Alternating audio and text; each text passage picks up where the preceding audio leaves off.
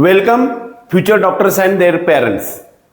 महाराष्ट्रातील तमाम विद्यार्थी आणि पालकांसाठी आज एक सर्वात महत्त्वाचा संदेश घेऊन आलोय. तो म्हणजे महाराष्ट्रातील काही मेडिकल कॉलेजेस. आपल्या सर्वांना माहिती आहे की महाराष्ट्र राज्यामध्ये जवळपास 42 एवढे गव्हर्नमेंट मेडिकल कॉलेजेस आहेत. त्याचबरोबर काही 14 ते 15 डीम्ड कॉलेजेस आहेत.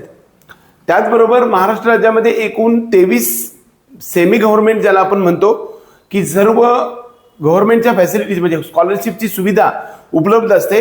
त्याचबरोबर त्या ठिकाणी आपल्याला जे काही कॅटेगरीचे सीट सुद्धा उपलब्ध असतात, अशाला आपण प्रायव्हेट किंवा सेमी गव्हर्नमेंट कॉलेज म्हणतो.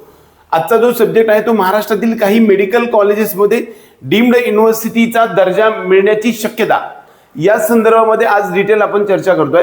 वास्तविक महाराष्ट्र राज्यामध्ये जे के.जे. सोमय्या सायन मुंबई या ठिकाणी असणारं एक कॉलेज आहे. त्याचबरोबर जे काही SMBT medical college Nandi hills Nashik या ठिकाणी असणारं एक मेडिकल कॉलेज आहे. त्याचबरोबर BKL वालावलकर हे डेरवन या ठिकाणी सावर्डे चिपळूण या ठिकाणी असणारं हे कॉलेज आहे. या ठिकाणी सुद्धा टॉपचे एज्युकेशन त्याचबरोबर कॅम्पस आहे. या तिन्ही युनिव्हर्सिटीने आपला डीम्ड युनिव्हर्सिटी किंवा स्वायत्त विद्यापीठाचा दर्जासाठी ॲप्लिकेशन दिलेलं आहे. त्यामुळे यावर्षी ते येऊ शकतं का या संदर्भात आज आपण चर्चा करतायत. परंतु या सर्व तिन्ही SMBT असेल किंवा काही वेळा आपल्याला Vikhe Patil doctor Vitthalrao Vikhe Patil foundations medical college Viladghat Ahilyanagar किंवा अहमदनगरचं सुद्धा कॉलेज होईल अशा प्रकारच्या चर्चा मार्केटमध्ये आहेत. परंतु सध्याचा विचार करायला गेलं तर SMBT BKL वालावलकर आणि के.जे. सोमय्या या प्रायव्हेट किंवा सेमी गव्हर्नमेंट 3 मेडिकल कॉलेजेसमध्ये सध्याच्या मितीपर्यंत तरी याला डीम्ड युनिव्हर्सिटीचा दर्जा आलेला नाही. यावर्षी येईल असं मला सध्या तरी वाटत नाही. पुढल्या वर्षी म्हणजे 2027 मध्ये येऊ शकेल कदाचित. परंतु सर्व विद्यार्थी आणि पालकांना ज्या अगोदर युनिव्हर्सिटी ज्यांनी ऍडमिशन घेतलेलं आहे, एक्झाम्पल 2025 मध्ये आणि त्याच्या अगोदर ऍडमिशन घेतलेल्या सर्व विद्यार्थ्यांना जी काही फीज आहे त्या ठिकाणी, उदाहरणार्थ के.जे. सोमय्यामध्ये 12 लाख रुपये फीज आहे. त्यानंतर BKL वालावलकर मध्ये जवळपास 11.5 लाख फीज आहे. त्याचबरोबर SMBT मध्ये आपल्याला 13.5 लाखाच्या आसपास फीज आहे. या ठिकाणी असणाऱ्या सर्व विद्यार्थ्यांना त्यांचा पूर्ण कोर्स होईपर्यंत 2000 जोपर्यंत स्वायत्त विद्यापीठाचा म्हणजेच अधिमत विद्यापीठाचा म्हणजेच डीम्ड युनिव्हर्सिटीचा दर्जा मिळत नाही, त्याच्या अगोदर ऍडमिशन झालेल्या सर्व विद्यार्थ्यांना जी काही फीज लागवाय ती संपूर्ण कोर्स होईपर्यंत राहणार आहे, हे लक्षात ठेवा. कदाचित हे डीम्ड युनिव्हर्सिटी झाल्यानंतर याची फीज वाढू शकणार आहे आणि तुम्हाला कॅटेगरीमधलं बेनिफिट नवीन ऍडमिशन घेणाऱ्या विद्यार्थ्यांना फीजमधलं त्याचबरोबर मेरिटमधलं म्हणजे सर्वांना समान मेरिट राहणार आहे. ते शक्यता मात्र यावर्षी होईल असं मला सध्या तरी वाटत नाही.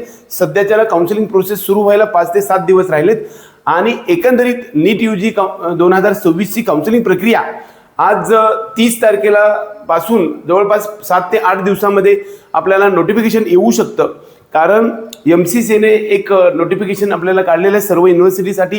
त्यात सर्व मेडिकल कॉलेजेस किंवा सर्व कलिग्ससाठी सांगण्यात आलेलं आहे की आपल्याला ऍडमिशन प्रक्रियेमध्ये थोडासा बदल करण्यात येत आहे. त्या संदर्भातल्या नोटिफिकेशननुसार आपल्या सर्वांना आणखी एक संदेश देण्याचा इच्छा व्यक्त करतो. तो म्हणजे इथून पुढे NRI कन्व्हर्जनसाठी एक नोटीस निघेल. ते 3 ते 4-5 दिवसात निघू शकते. त्याचबरोबर ज्या विद्यार्थ्यांचं PWD व्हेरिफिकेशन भारत देशामध्ये असणाऱ्या वास्तविक 16च्या आसपास पाठीमागे एक मेडिकल कॉलेजेस किंवा अशा ठिकाणच्या संस्थेमध्ये आपल्याला PWD किंवा PWBD म्हणजेच पर्सन विथ बेंचमार्क डिफॉर्मिटी अशा असणाऱ्या विद्यार्थ्यांसाठी फिजिकल व्हेरिफिकेशनसाठीची प्रोसेससाठीचं नोटिफिकेशन मिळू शकणार आहे. ते सुरू झाल्यानंतर आपल्याला लक्षात ठेवायचं की तिथून पुढे 2 ते 3 दिवसामध्ये आपली ॲडमिशन प्रक्रिया MBBS BDS ऑल इंडिया कोट्याची MCC मार्फत चालवणारी सुरू होणार आहे. आजच्या विषयामध्ये जर पाहायला गेलं तर के.जे. सोमय्या BKL वालावलकर SMBT या मेडिकल कॉलेजेससाठी या कॉलेजेसनी प्रायव्हेट कॉलेजमधून डीम्ड युनिव्हर्सिटीसाठीचे ॲप्लिकेशन दिलेलं आहे. परंतु यावर्षी सध्यापर्यंत अद्यापर्यंत आलेलं नाही. पुढल्या वर्षी याला दर्जा मिळू शकेल. परंतु ह्या सर्व महत्त्वाचा संदेश या निमित्तानं असा आहे की ज्या विद्यार्थ्यांचं पहिलं ॲडमिशन या कॉलेजेसमध्ये झालेले त्यांना सर्व प्रकारचे कॅटेगरीचं बेनिफिट फीजमधील असेल ते सर्वच्या सर्व आपल्याला 5 वर्ष पूर्ण होईपर्यंत मिळणार आहे. त्यामुळे त्यांनी काळजी करण्याची काम नाही.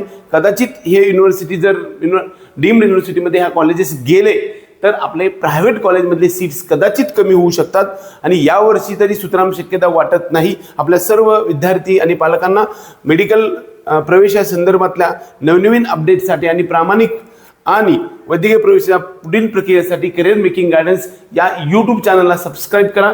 त्याचबरोबर आपल्या पेड काउन्सिलिंग प्रोग्रामसाठी या दिलेल्या नंबरवरती संपर्क करू शकता. जय हिंद, जय महाराष्ट्र.